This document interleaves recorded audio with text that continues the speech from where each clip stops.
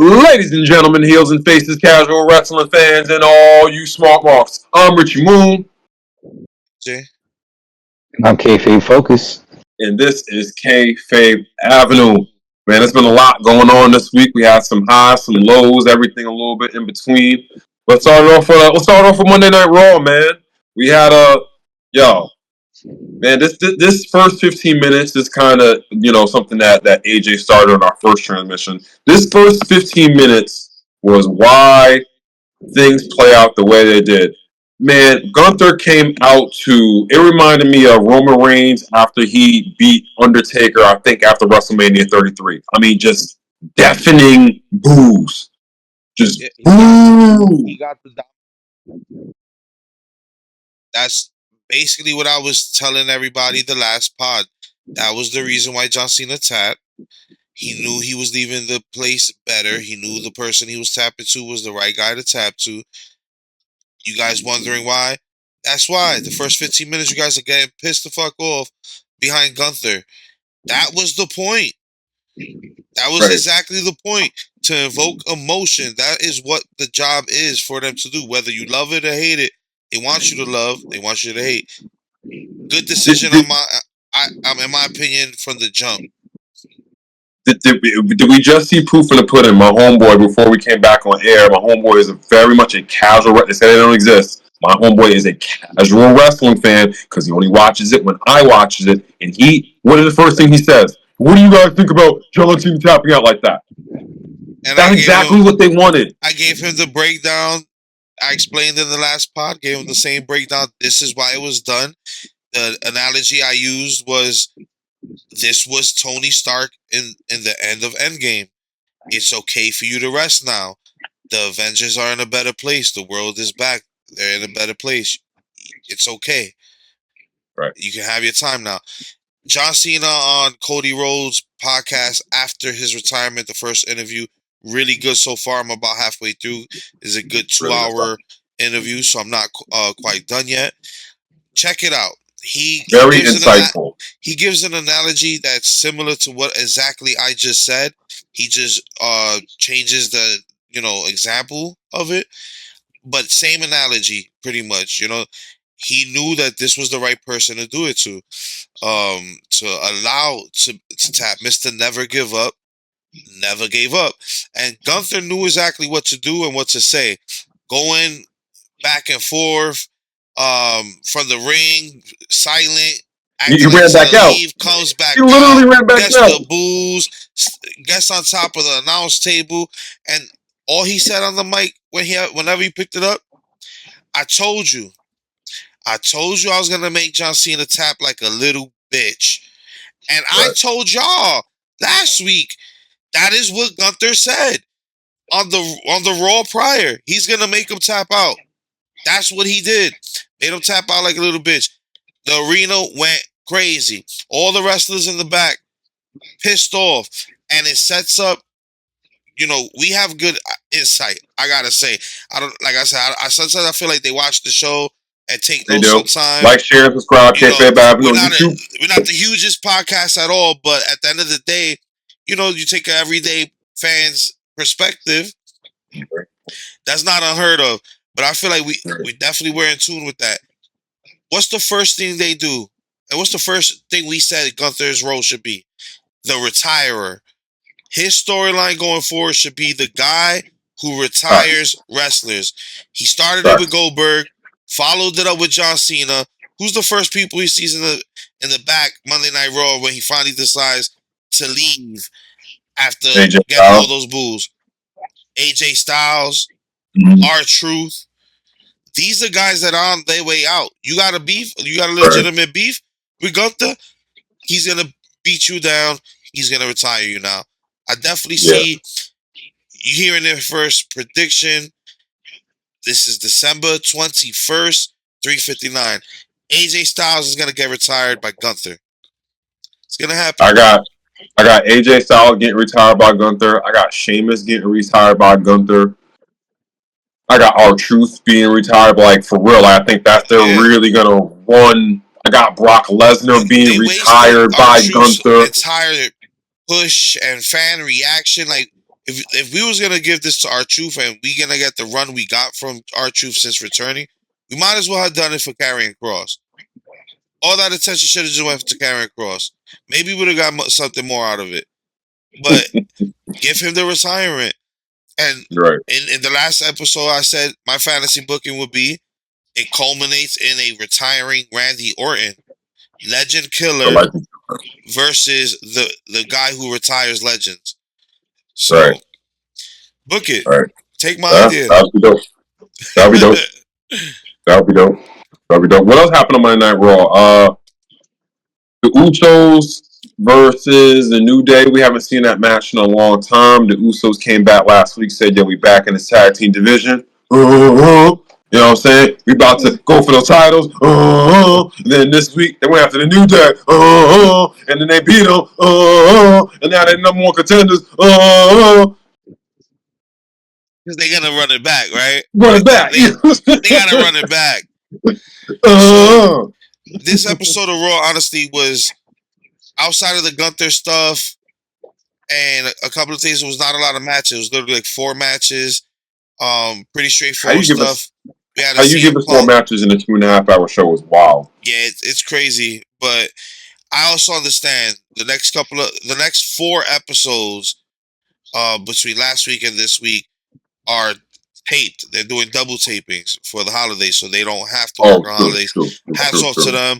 We could give you the spoilers for the next 2 weeks in reality, but we'd rather take it one step at a time. So we understand the stretching out, the promo heavy, which for this episode isn't a bad idea, and it's not a bad idea that we got the month and a half build to Royal Rumble. So I rather. Is it going to be the greatest Royal Rumble ever, though? Greatest Royal Rumble ever, Part 2, I guess. Electric Boogaloo.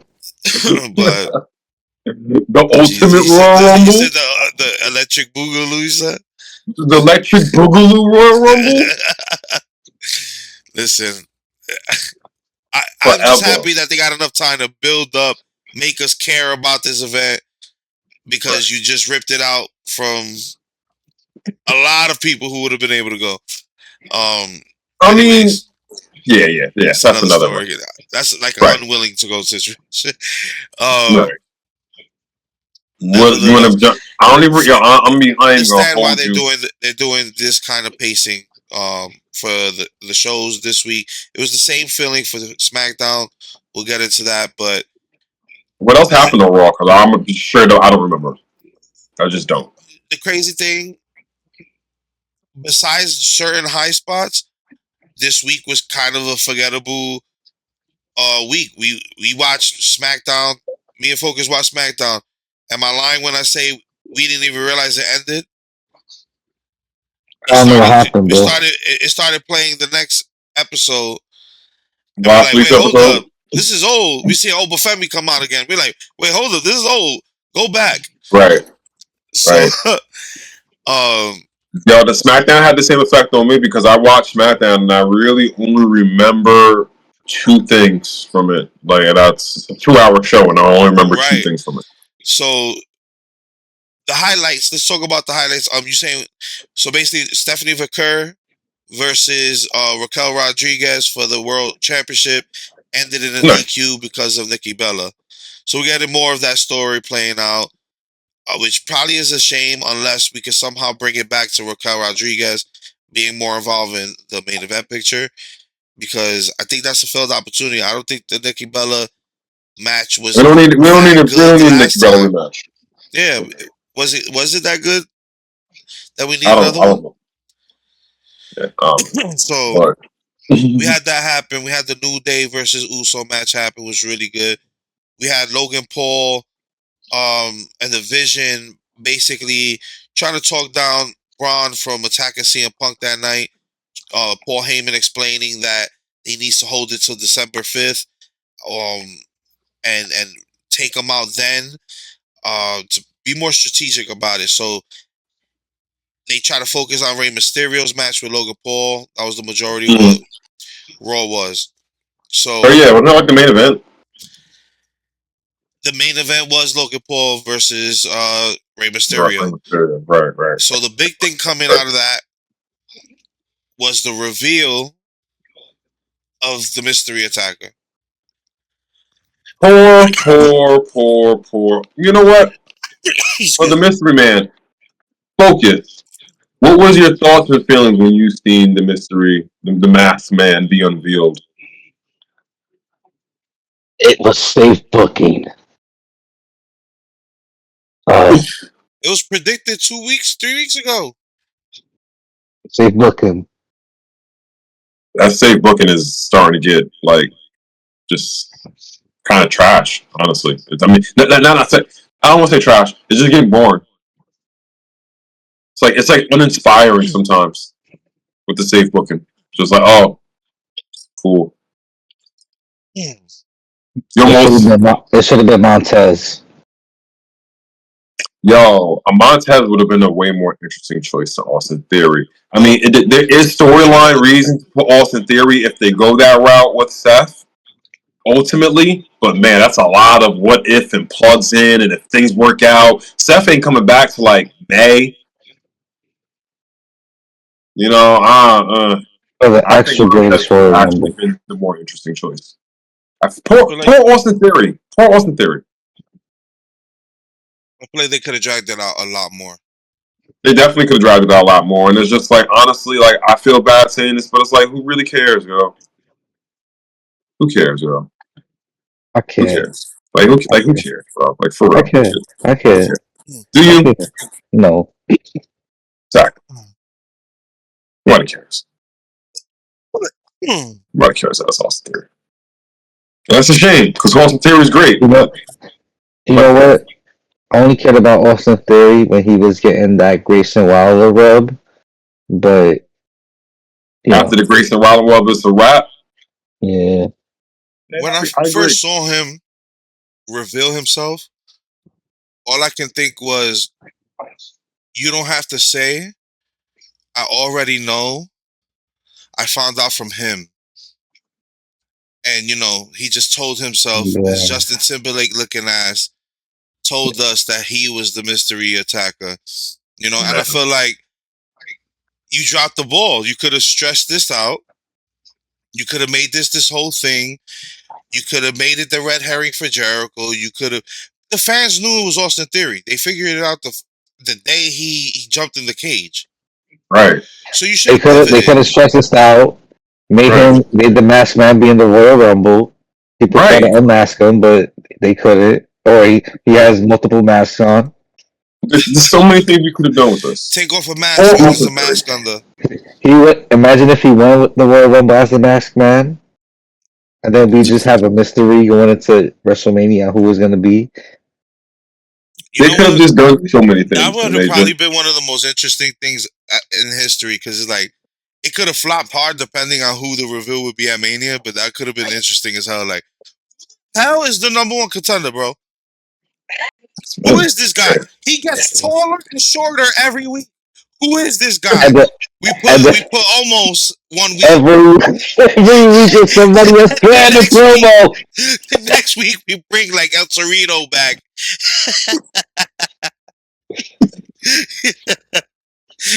Now we're getting into El Grande America. Now we're getting into El Grande America. Shit. Hey, it might work. Such good shit.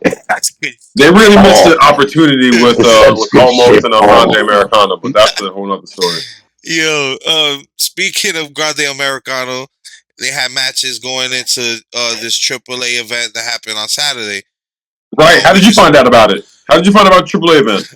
I found out about it maybe 10 minutes into the event, where I finally got a notification from YouTube saying it's happening. How about you, Focus? How did you find out about the AAA event? I don't know. I was sleeping. Well, I found out the same way that AJ did, by YouTube notifying me that their channel went live. God forbid WWE, which owns AAA, promote a pay-per-view that's happening. And I'm just saying, because they had Javon Evans on the show, they had the YS6 on the show, they had Penta on the ring Dominic, side Rey with Mysterio, Ray Phoenix, Rey Mysterio versus Dominic and the Grand Americano. Like, this was big, like, story. There was big booking. You wouldn't know it. You wouldn't know it. Promotion. You wouldn't know it. And crazy enough, the YS6 looked better in losing against Psycho Clown and his stable at AAA's event than they did in the last 2 weeks promoing and fighting against the MFT. It ended in a brawl, the SmackDown this week, and that's why we didn't even realize like the show was over. It just bled into the next episode. We were like, "What the hell's going on here?" Oh shit! It ended. How did it end? Oh, they just ended it in a brawl. Because and that brawl was mid too. And the it was a mid brawl. The AAA show showcased them better in a better light, and they were facing a stable that had that menacing, evil look. Right. They were psycho clowns, a bunch of carnival clowns. Which, hats off to AAA. That was pretty creative. They had like the backstage set up as like a carnival. Mm-hmm. So they would. It felt like a stadium stampede match in a way. So it was pretty cool. Ending with Psycho Clown and his stable beating the YS6. So yeah, WWE is definitely dropping the ball as far as not promoting it in the way they should. And we keep complaining about it. Right. And what else happened on SmackDown? Anything else happened like on SmackDown? The only thing I can remember that happened on SmackDown was Cody just disrespected verbally Nick Aldis, and then we spoke about the whole YS6 as far as the mystery man goes. Mm-hmm. Are y'all satisfied? Like, let's cap that off. Are y'all satisfied with the Austin Theory choice? Poor Austin Theory. Poor Austin Theory. He's like the Sammy Guevara of WWE. He's really good, but he's just not gonna. It's just never gonna happen. Stop trying to make Austin Theory happen. It just sucks to say that he's jacked, good look, can work in the ring. The way you presented him, you've had 5 years to present Austin Theory. That's how long he's been in it. It seems crazy. He's been in WWE for 5 years, and you dropped the ball with him for 5 years. So it's not gonna make any difference to put a fucking mask on him. To let him get over naturally, when in reality, the fans have been wanting Austin Theory to fight Waller for the better part of the last 2.5 years for being a bad friend. You had the story, you had the shift back to babyface full time, and the push to give him momentum right there. He's been a good friend to Waller, getting put in bad situations. And honestly, that's probably the best we've seen Austin Theory, besides him being shoved down our throats by Vince McMahon. And, I won't judge too much the mask reveal. I want to see what happens next week, how they continue that story going forward, how he's presented. Paul Heyman next to him, he's always been tapped to be a Paul Heyman guy. So, I pray it works out. I'm going to wait to judge fully. I feel bad for him, though. I just think they could have, like I said earlier, we could have just stretched out that mask storyline a little bit longer. The way they presented this, they didn't really do him any favors. Like, I don't feel like they really did him any favors by the way they revealed it. But like you said, I am definitely willing to see how this plays out. But I kind of just feel bad for Austin Theory. Like, damn, you got the looks, the move, you can go in the ring, but the way they've just constantly dropped the ball on you, so it's just it's hard to get invested because it's like, yeah, they're just gonna drop the ball again. So we'll see in 3 weeks. I would like to revisit this conversation in 3 weeks to see what they've done. Send Austin Theory to TNA. Free Austin Theory. Hashtag free Austin. He needs something like that. He does. Not even a knock. It's not. Excuse me. It's not. No, it's not. Look at Nick Nemeth. Nick Nemeth became world champion. Give him give him an opportunity like that to see if it will work on a bigger stage. Sometimes people need the test, because let's be honest, he had the United States Championship? Do you remember it?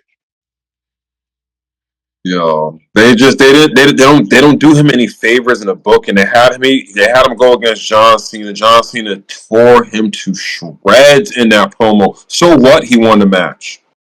He tore him to shreds in that promo. Yeah. It's just like you put him. They had him with Seth Rollins, but it's just like you keep putting him in these high profile things. Not saying that he can't handle being in that position, but it just doesn't end up panning out. So it's just like it's poor Austin Theory. Hashtag poor Austin Theory. Hashtag also hashtag stop bitching over John Cena. Hashtag just enjoy wrestling. Hashtag Kayfabe rapping. Yeah. So I think that's the kind of the bow we could put on the Austin Theory thing. Pin in it until we see more. Or that. Yeah, plays out. So moving on to SmackDown, like I said, more of the same. It just felt like not a lot of substance outside of the Cody Rhodes promo and the situation Cody with needs competition. Aldis and Drew. I don't think a lot happened on SmackDown. The women did dominate the week as far as match presence and their storylines being pushed in the forefront. The tag team division, Stephanie McCarthy having the women's championship match. Uh, the women being positioned. Lash Legend and the tag team division getting boosted a little bit more on this episode. So things were moving, but I don't feel like it was a go out your way kind of situation as far as you need to see it. Yeah, I don't think it was go out your way. You need to see this. You need to see this. Over on the other side, man, the DCC tournaments over at AEW is just hitting, yo. It's just really, I kind of sound like a broken record, but I just think there are some matches you should just really go out of your way and see. This week, I would say it would be the Okada and Kevin Knight match. Kevin Knight put out the upset and beat Okada. Moxley and the Messiah the Backbreaker. What's my man's name? Messiah the Backbreaker. Body Strong. They had a good match, but yeah, I would definitely say that Kevin Knight Okada match. Like we predicted earlier, if you go back and watch our other shows, we are seeing the downfall of Mercedes Mone. She lost the Rev Pro Championship on Collision this week, just like we said.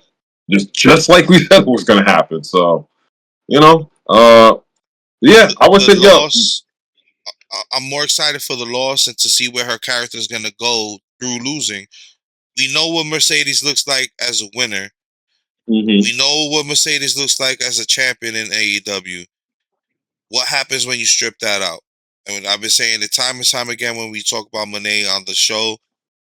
I just want to see what kind of character she develops in. We need that humble her down, loses everything, and then we need the return arc where she finally wins the AEW championship after losing all 13 of her belts and going through the humble phase and the we want to see the hero story come out from Monet. I think she deserves that, a full embrace of the fans, you know?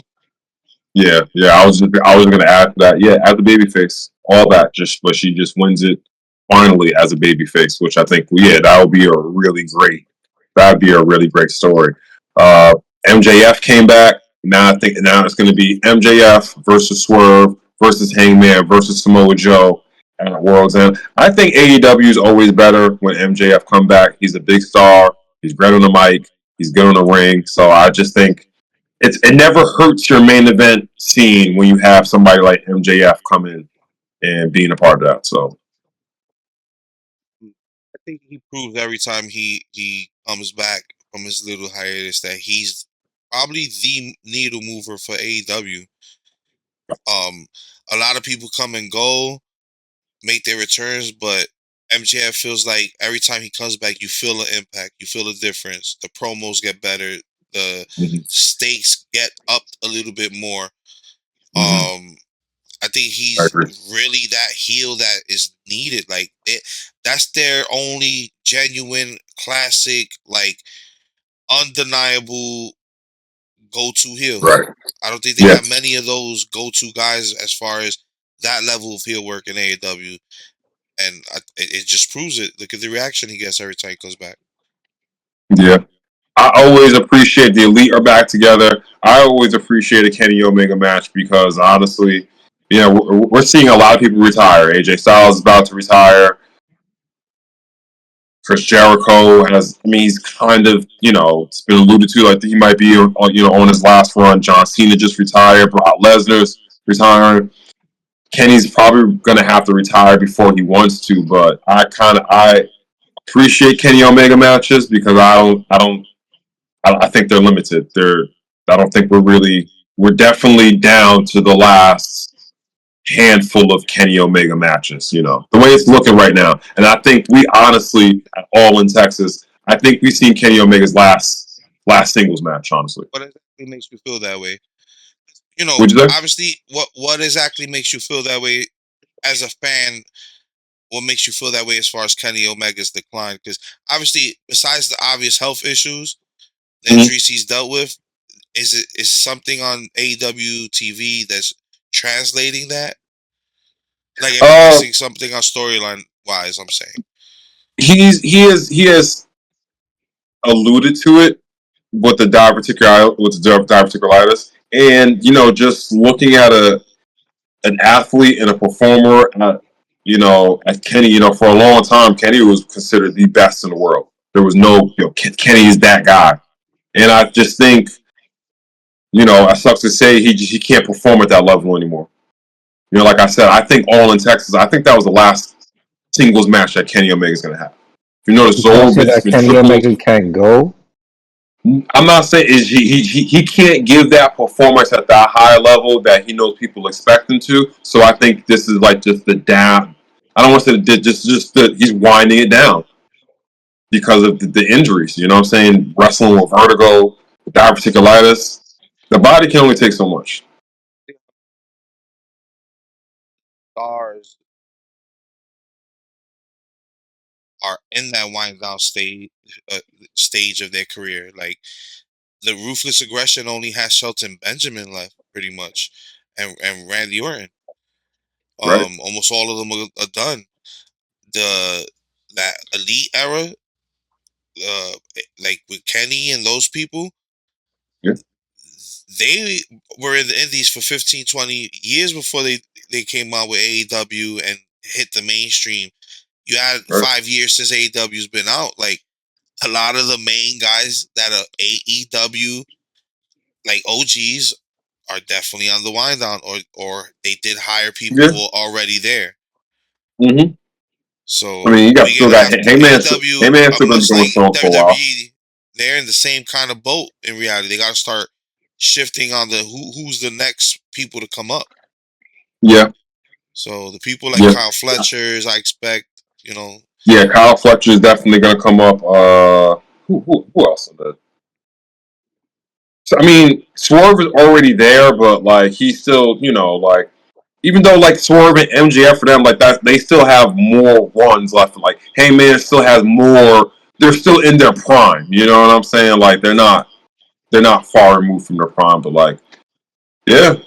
Who else on the AEW side that's really Joe for sure. Joe for sure. I think I'm talking about like as far as like the future. I think Kevin Knight in the future. I think Kevin Knight, Kyle Fletcher, Dante Martin. If he can stay injury free, yes. If he can stay injury free, yes, he can be. Come on, Focus. Come on. If he can, I mean, he's got to. That was the ultimate troll. That was the ultimate troll ad-lib right there. Like Dante Martin. You know damn well that brother has not been healthy enough to kickstart his storyline long enough to put himself in a position. Unfortunately. I don't hate the brother. It's true. Oh, Takeshita, for sure. Takeshita, yeah. Even though he's the IWGP champion, he's clearly in AEW, but Takeshita is definitely. Yeah. He hasn't gotten close to the main goal yet, so. If he can stay healthy. This man. Did you see Darby? The last time we saw Darby, he was stiff like this. He looked like he was, just roll him in the coffin. He dropped himself. He coffin dropped himself enough. We can just roll him in now. This man was his stiff style is like starting to that. catch up to him. God bless him. I hope he's doing better. All jokes aside, but brother, I've been cringing at his style for years. Like, why he did that? We didn't need to see that. Take the risk here and there, but why he fell? You got to make those high spots be memorable. You got to make those high spots be memorable. You know what I'm saying? They'd be killing themselves and nobody remembers why. But then why he die again? He fell. So did you. Yo. Oh, shouts out to Darby. I hope he gets better, man. But I think I can't. He's a question mark for the future, for real, because we don't know if he's gonna be right. I don't know what to expect from that man. You know, I think honestly, looking at this, Focus. He fell. Yeah, Darby's a question for the future because he might. Right. You know, looking at this Sports Illustrated list, even though it was AEW dominated, man, shout out to the women this year, man. The women of wrestling in all of AEW, WWE, the women of wrestling have really done their thing this year. With the match of the year, Io Sky versus Rhea, you know what I'm saying? Like, they've really, their tag team division in AEW, they've given the women finally more shine. The tag team division in WWE has been good. And NXT. This might be a little hot take, but I think the women's across wrestling, their future is more secure than the men. There's more stars being built in the women's side than the men right now. You look at NXT, you look at how many divisions AEW, we just got the women's tag team championships added. We already had 2 main women's championships. There's a couple of things in different promotions. The way Mone's carrying on with these 13 belts, now down to what, 10, 11? You know, it's still not like 10. Yeah, I feel like the women have secured their positions and the up and comers a lot more than the men have, and I think the men got us scratching our heads like, who's the next up? Right, that's true. Yeah, there's been a lot of women just stepped up, man. Mercedes always been a star, but she's really upped her game up. I mean, Toni Storm, Will Nightingale. I mean, there's been a lot of women. But yeah, there's been across the board. Harley Cameron, shouts out to Harley Cameron. Oh, you're right. I feel like she needs to be a future AEW Women's Champion. Let her get her little tag team, but personality, talent, just on-screen presence, fan reaction, she got it all, man. I personally want to see Willow Nightingale get that, even though she was the TNT. I want to see Willow Nightingale become the world women's champion. I feel like she has all those things that I she need named. to see something maybe in like 1 or 2 years. Her personality, I don't know. I haven't gravitated to her yet. She needs to turn heel on Chris Statlander first. Yeah, she got to get a little more aggressive. Like I like the bubbly shit, but she does have that dog in her. She does have that dog in her, but we got to see it a little bit more though. She needs to have that Nia Jax run. Yeah. Beating people up, breaking faces. Facts. Oh my god! Smile instead of making smiles, breaking smiles. But I can't even front, this Sports Illustrated list, AEW dominated. They dominated. Run down the. God damn it! My laptop. You got the awards and the. My laptop literally just died. Let's see. Pull it up. I know they got Rivalry of the Year. You know what your laptop did? You said Sports Illustrated? I fell. Yeah, the Sports Illustrated. Yeah, Sports Illustrated list. Like, they dominated for real. There was like 15 categories. I think WWE got like 2. Let's see. I know they voted Match of the Year, Rhea Ripley versus Io Sky. Alright, we got the full list. So, storyline of the year, Hangman Adam Page's redemption arc. I 100% agree. 100% agree. It wasn't just good. It was. We've said it a couple episodes months ago around the All In time when we were covering it, and we were there live to see Hangman win and the whole their version of the Endgame Avengers right Hangman win thing. And we said it. Hangman is the main character Of of AEW. AEW. Facts. And that was Facts. the storyline that highlighted and capped that the most. I definitely agree. That was probably my favorite storyline of the year. I agree with that one. What about you guys? Who do you think would probably replace that? If you don't agree, I know it's going to be controversial, but it's storyline of the year, John Cena. ugh, oof, Here's the thing. Good, bad, or indifferent. Good, bad, or indifferent. oof. How much has John Cena's retirement been talked about? Good, bad, or indifferent? How many asses got put in seats and how much money they fucking made tripling those ticket sales for him? Good, bad, or indifferent? It was a lot of bad and it was a lot of indifferent. And the words it was But huge. but Huge it was talked about a indifference. lot. Everybody talked about casual wrestling fans, wrestling, quote It unquote was huge legends, numbers of podcasters, bad. all that. I People, don't it's know. the worst thing I've ever seen, and like, what? Is it? Is it really? Is All right, so it? what about you, Focus? Agree, disagree? What match should have been in this place? Or what I can't storyline? think of anything.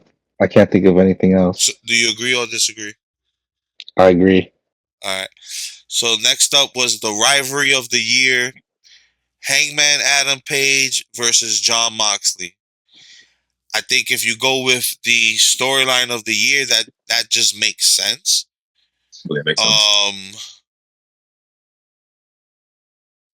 I can't really think off the top what would top that. Oh, I got another one. John Cena versus Booking. Storyline of the year. Rivalry of the Yeah, year. yeah. You know what? John Cena How versus can I Booking. forget? Rivalry of the year: CM Punk and Seth Rollins. Never-ending hatred. And it's still going on. It's still going on. When Steph comes Never-ending back, the hatred. beef is Like still on. It's always gonna be you on know what? site. I'm gonna It's give always on site. me personally. I'd give Hangman storyline of the year, but rivalry of the year gotta go to that Seth Rollins CM Punk hate for me. That's a definitely an honorable mention. That's definitely an honorable, very very honorable mention. All right. Agree, disagree with that? I'm gonna have to agree with Sports Illustrated. What about you, Focus? I have to agree too. This guy's smacked. Mm, Do you agree with Hangman Adam Page versus John Moxley as rivalry of the year?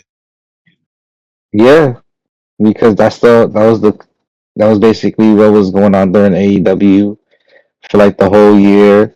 I feel like John Moxley successfully ruined wrestling more than John Cena ever did as a heel turn, and you know I feel like that basically, carried AEW at that point. That was the good storyline. That's what we tuned in to watch Hangman overcome all his past insecurities and become that guy and have Swerve next to him who hated him and they just went and they dethroned Mox and stuff. nice. Yeah, I mean, it's There was justified. there It's was some justified. there were several layers to that story. Yeah, it was justified. But for me, that CM Punk Seth Rollins, that shit just that hatred is different, and they even brought the wives into it this time. Right. All right, moving on. We got heel turn of the year. I definitely agree with Sports Illustrated. Naomi. Naomi's best run, even though it got cut short with pregnancy, Right. her best Right. run Good shit. ever. Best run Yeah. ever. I'm gonna just straight move on because that was I ain't even questioning that. Best on the Shout out mic. to Naomi. I gotta agree with this too. Timeless Tony Tony. Storm. Tony Storm. Yo. A That hundred ass. percent. Men, Held up the woman. whole division. Yo. Her promos are timeless. Are timeless. Matter of fact, AEW don't even have proper divisions. Held up the entire female roster. That's more accurate. Held up the Yeah, entire female roster. I love Tony For Storm sure. promos like that ass. Like she really like Really great. she's really good. She's Moving really good. on, best in the ring, we got Will Ospreay. The bruv. I mean, hard to argue, man. The bruv is just his matches do be like on another level. So I mean, it depends. You can argue it, depending what kind of style you like. But the bruv is really. I mean, you could argue Kyle Fletcher too. I guess That was the only person coming to my mind that you pulled it Fletcher, out. bro. As soon as I thought it, you pulled it out of my mind. 100%. That'd be the only other person I'd put in that spot. Fletcher really. We got. Man. Look, speaking of Kyle Fletch, we got Breakout Wrestler of the Year, Kyle Fletch. 100%. I agree. He got the ball. He started getting more TV time. He got his weight up. He got his wrestling gear up. Like, you can never be mad about that. We got Comeback Performer of the Year, Ilja Dragunov. That man came back impressive. He's one of the best wrestlers on the planet. That man came back impressive, man. It's hard to argue. He's one of my favorite wrestlers. He's one of my favorite wrestlers. Like, I think he's one of the best wrestlers on the planet. Like, just on the planet. He's a beast. He's a beast. Then we got. Sorry. We got Tag Team of the Year, FTR. I gotta highly disagree. The Tag Team of the Year, the Hardy Boys. They had 5 different titles at one spot. They retired the Dudleys. There are multiple promotions: TNA, WWE, HOG, running the Indies still. I highly disagree with that. FTR ain't even touching. They're not even close to lacing the Hardys' boots this year. And I'll I don't know why FTR was a tag team. I'm gonna have to go with. I don't even think they're the best tag team in AEW right now.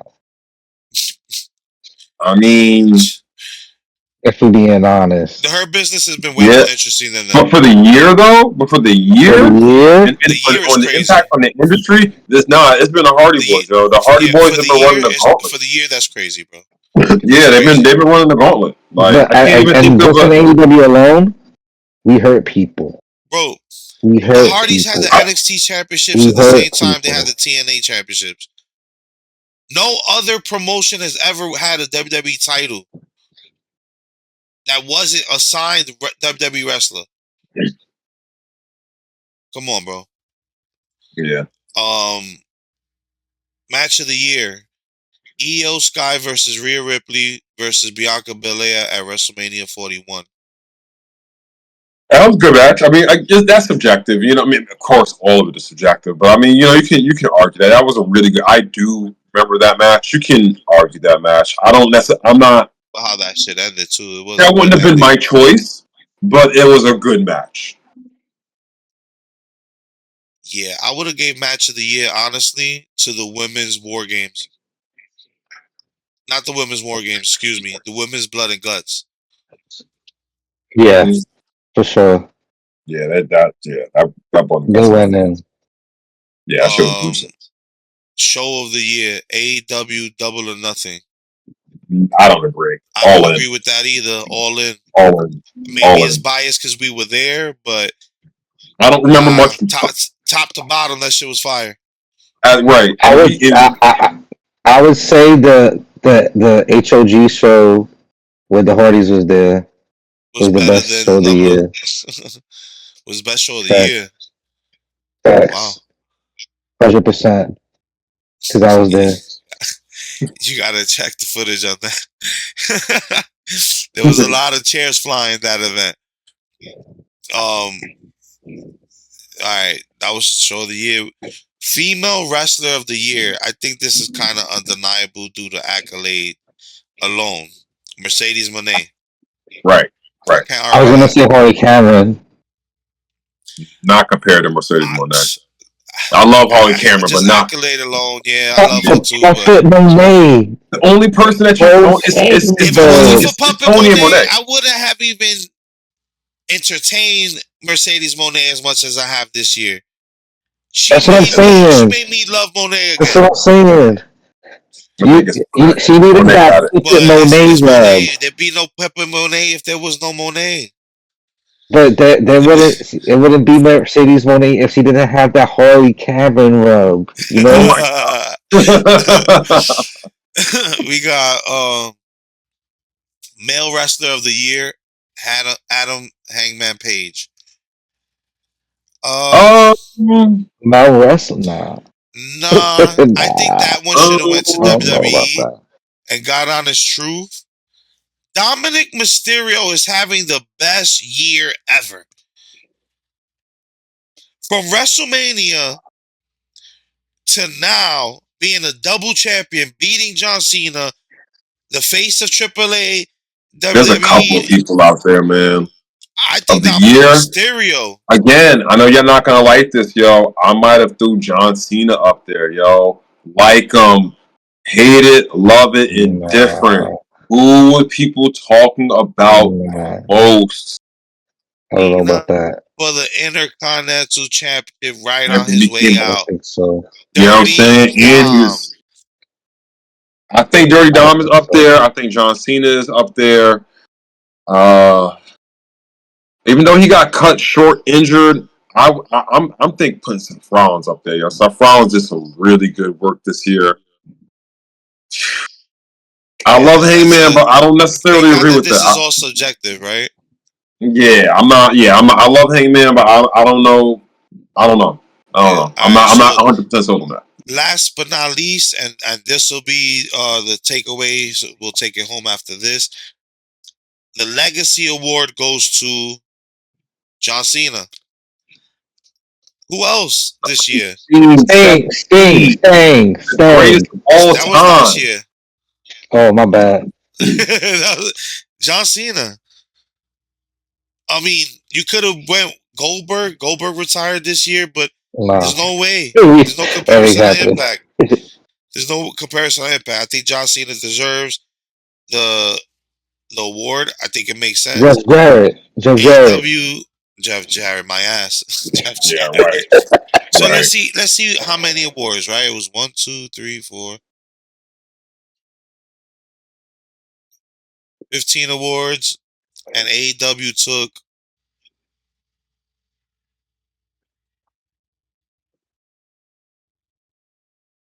10 of them. Dominated, They dominated. dominated, You know, dominated. I usually don't give stock to these awards as much as Tony Khan probably is right now. That man is probably jumping and clicking his heels together because when he had that Booker of the Year award, oh man, did he show it off. But this was well deserved. I agree with the majority of the list. Yeah. What do you guys think? Final thoughts. I don't know, Smoky, go ahead. I think it's such good shit, pal. Good luck on AEW, and I hope they get more. Yeah, that's it. All right, man. I Few agree. words. I shit. I agree. I agree. I agree with most of the list. I think AEW really did their thing this year. They've had some highs and some lows, but the highs have overcame the lows. So Triple H cut it out with the safe booking. So maybe next year you can be promoter of the year. Bucko. Take more risks, Triple H. We coming into this next year. Take more risks. Right. On that note, we want to probably get into some end of the year rewards and accolades ourselves. So we probably give you a end of the year recap. We'll see if we could Yeah. do that before the holidays are officially underway. We'll figure it out. Let's do it. But you can find us at Kayfabe Avenue on all streaming platforms, anywhere you hear your podcast. Catch the videos on Spotify, on YouTube, all at Kayfabe Avenue, and take us home.